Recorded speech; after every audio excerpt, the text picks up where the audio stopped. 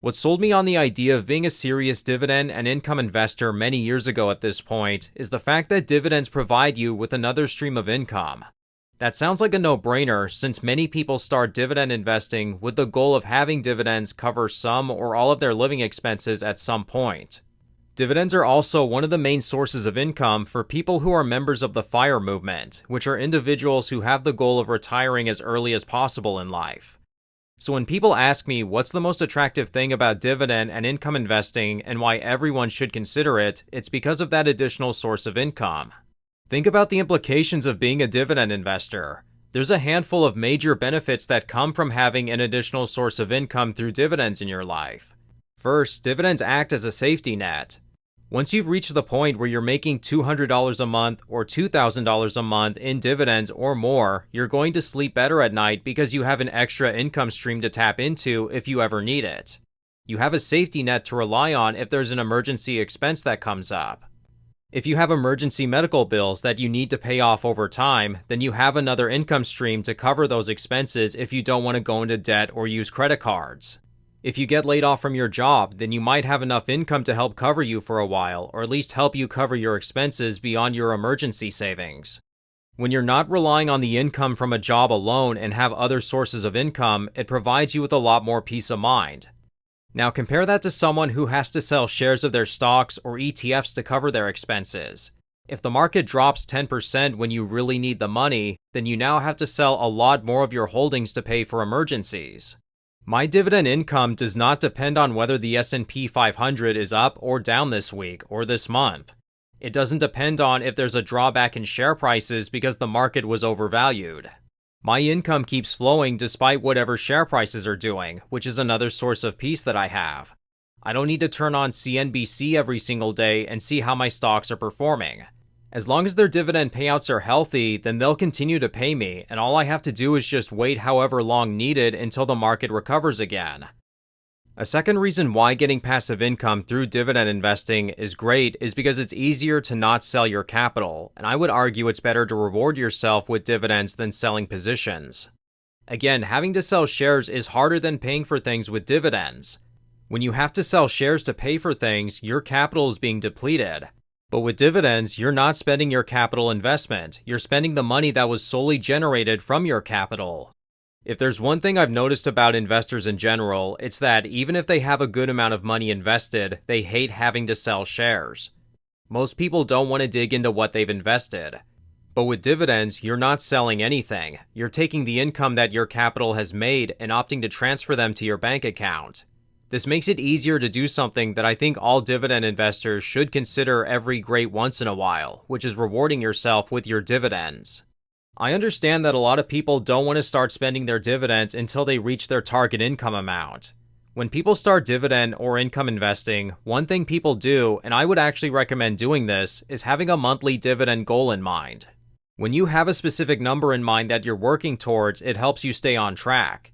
It's always better to be specific than saying, my goal is to live off dividends, or I want to earn a lot in passive income. Make a list of all of your expenses, add everything up, and include additional room for fun and entertainment. That'll help you come up with a number that you can aim for. If you discover that number is $5,000 a month, which is $60,000 per year, then you'll know exactly when you've officially made it. Monitor the transaction history in your brokerage account, add up all of your dividends each month, and write down how much you've been earning every single month. This is the best way to track your progress.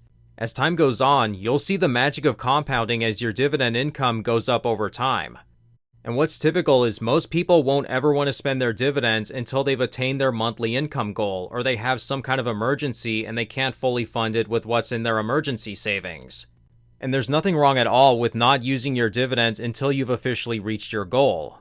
After all, if you start tapping into them way too early and too often, then that's going to really drag down how much you're going to make in the future.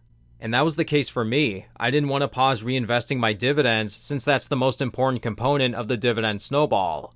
It's especially true if you're an income investor, since many of these holdings don't offer significant long-term dividend increases. Instead of investing in a 2% yielding stock or ETF that occasionally bumps up its dividend over the years, we get 8 to 12% yields right away.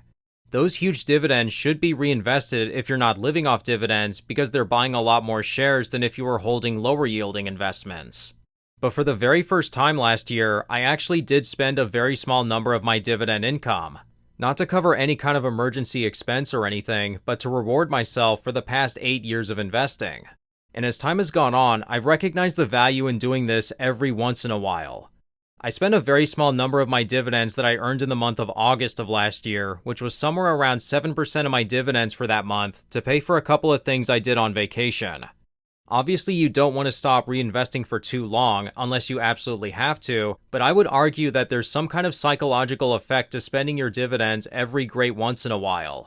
If you've been working hard for a very long time to build up your dividend income and you're always reinvesting, then it can always kind of feel like you haven't achieved much except for a larger number in your brokerage account. But physically feeling or seeing something in person as a result of your investing and hard work feels a lot better.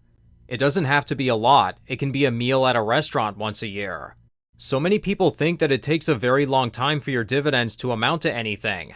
It doesn't, especially with income investing, and you can use your dividends if that motivates you to invest more and have your passive income go up. This is also going to depend on if you're investing in a retirement or a non-retirement account. I'm not suggesting that you make an early withdrawal from a trad IRA or remove your investment capital from a Roth unless you happen to have a significant amount of capital.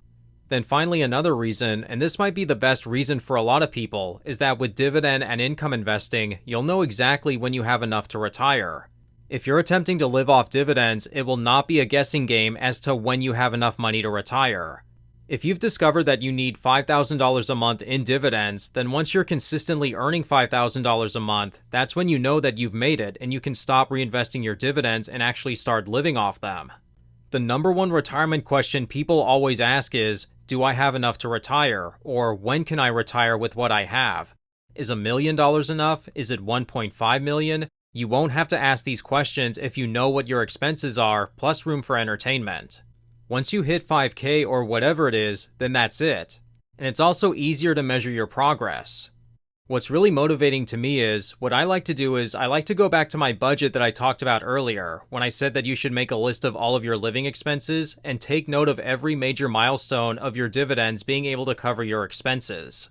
For example, if I'm making just $50 a month in dividends, I would say to myself, alright, my internet bill is fully covered. If I'm making $300 a month, I would say, my groceries are fully paid for. If I'm making $1,300 a month, I might say, my mortgage is taken care of. If you're consistently making $2,000 a month in dividends and your goal is 5K, then very basic math will show you how close you are to retiring, 40%.